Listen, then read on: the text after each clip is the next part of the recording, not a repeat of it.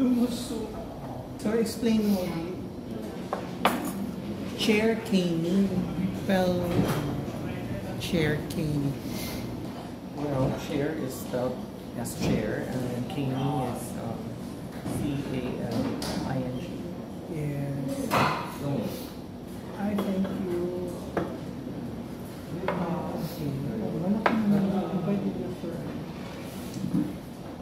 Pakita mo nga yung in-order. Iba kita. Okay, ganyan ko na lang there.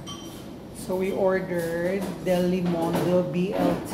It's made of thick sliced honey cured bacon, ranch, what's ranch? Cream cheese, romaine, then roasted tomato, and kamote chips. There it is. Cheers. Orange peas. Cheers. 130 pesos. May Coca-Cola. Natutuwa ako kasi they're Del Limondo, Santa Mo branch, Campus Rueda Street. Their credit card machine is BBA, so I don't have problem using my diners, which is practically not usable in so many places.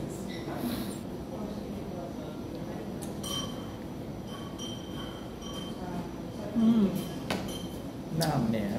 May palang namin. Actually, pwede siya for sharing. Kung ano lang naman.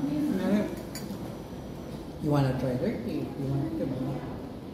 Hindi siya yung the entire sandwich is one more.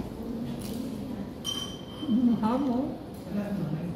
Ham for Filipino. Siya naman ano yung tawag na ham? Honey to words day.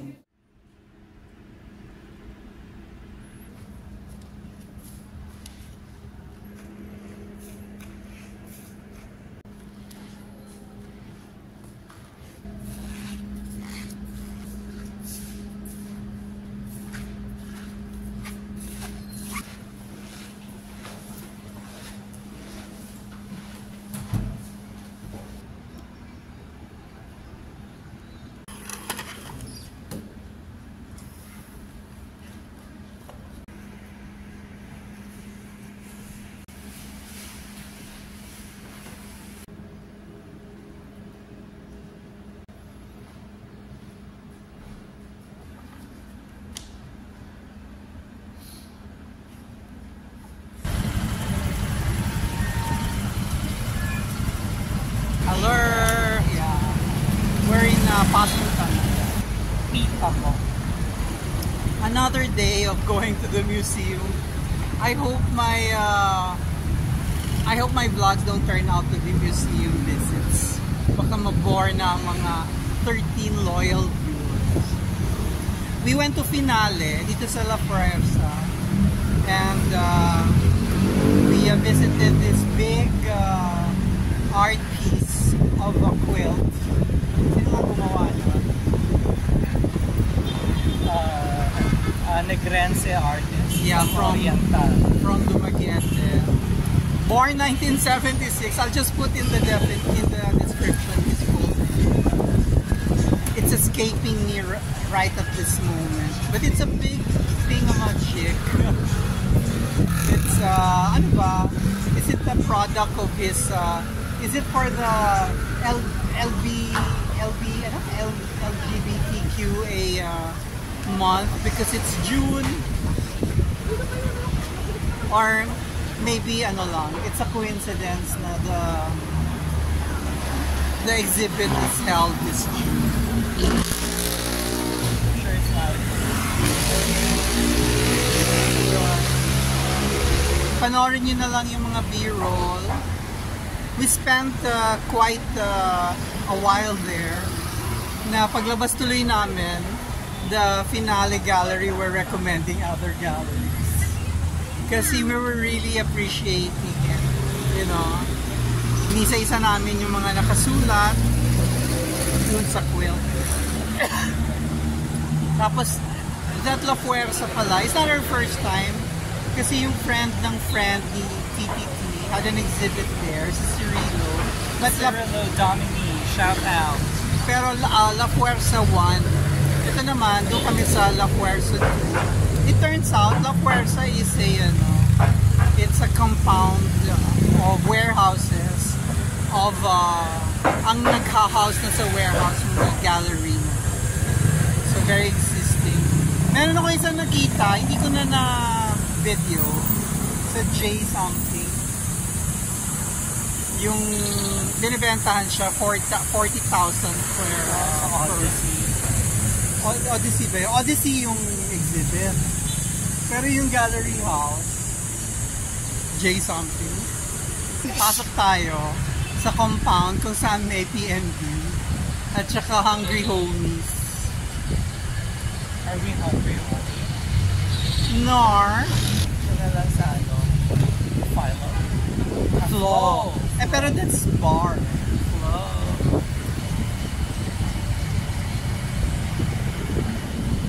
That's Makati South Point, a project by Avida. Tabi-tabi na sila dito sa Pasong Tamo. May DMCI na dito, may Avida, may SMDC. What are you going to order? Chicken pesto. As you can see, we're in Amici, the original location of Amici. We're in Don Bosco. We walk from La Fuerza to, and because PPP has the card and it's his birthday month, we ended up in Amici. So let me tell you what we saw. Again, ang title nung pinuntahan namin is this one. The name is Ghost Painting Pagkalalaki. Pagkalalaki or Pagkalalaki. A play with word, no? A play on word. Kasi depende ko saan mo nilagay yung accent ng pagkalalaki. Kasi ang laki nung niya, quilt. It occupied the entire floor area plus the height of the building. And then, or pagkalalaki. Kasi nga, it's about boys. Talks about LGBT ba? Pagkalalaki ba, kailangan men who have some churva with other men? Or if you're from a lower economic stratum, is that a quick buck is going out with other men. So this was by Christopher Ardenia. He is from, saan siya galing? About the artist, he was born 1976 in Dumaguete. So I wonder if he grew up in Dumaguete. Pwede ka namang born in Dumaguete, but after that, hindi ka na nakastep on the grounds of, holy grounds of Dumaguete. Pero naka-exhibit na siya sa UP Vargas, Cultural Center of the Philippines, Metropolitan Museum of Manila, in Mexico, iba-ibang art spaces there. Madrid, in Murcia, in China, in Musak, MUSAC, also in USA, UAE, Singapore, and yung pinuntahan natin was curated by Gwen Bautista, born in 84 naman, Manila. She's a curator, critic, artist, and art journalist. Very impressive din ang kanyang resume. And then, may third copyright pa, si Mono 8. Anong ibig sabihin nun? Mono 8 Gallery. Dun sa kanyang ghost painting. Tatlo ang naka-copyright na name. Baka si Mono 8 ang kanyang ang nagpagawa, ang nag-commission ng work na yun.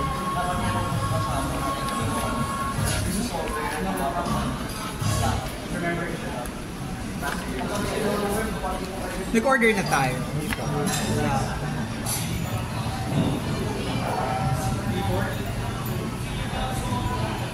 Tapos na kami ang tagal natin dyan. Tumambay kami. Nag-edit si TTT. Nagbasa ako ng menu. Kumain. At kung ano-ano pa. Okay, tawid na tayo. Uwi na kami. Feels like ibang bayan. Ano ba yung ginagawa? Dumidila si Happy ba yun? Or ba? It's a cow. It's a calabaw.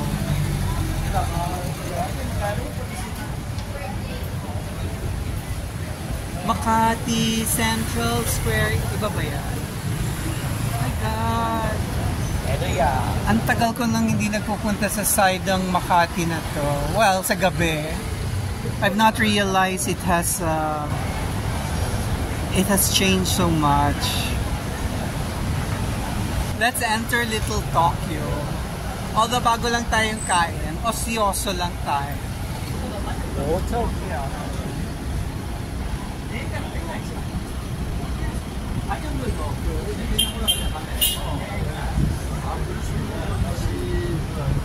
저보다 높으신 분이 있게. 똑같은 갈 거해가지고 그래가지고 우리가 지금. Wow, I like. It's so nice. Wait for me, sabay tayo para magkasama kita sa picture.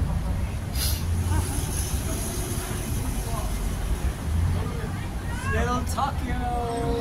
Nag-thank you yung hapon sa akin. Nag-move o, di ulit. Nag-move ka. Ulitin mo. It's okay. Next time na Japanese, dito tayo. I feel like I'm in Kyoto. There's a district in Kyoto named. Ulitin mo, malayo. There's a district in Kyoto named Gion. Gion? Yeah. O, tapos. Kind of looks like this.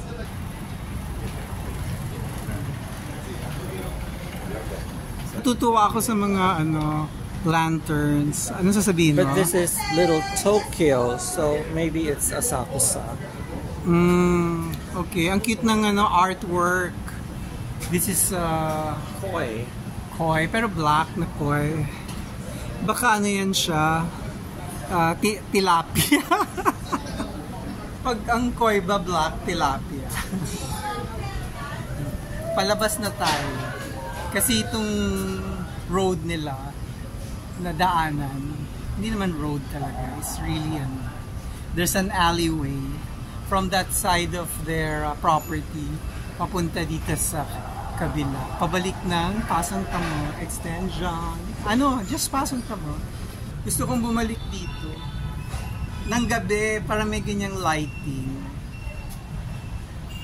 Wow, nice. Ang photography ni TTT. My Renaissance aesthetic. Charot. Ayan anong ang tawag sa entrance na to? Torii. Dapat malayo para kita. Buo ba yung Torii? Pasok mo sa Torii.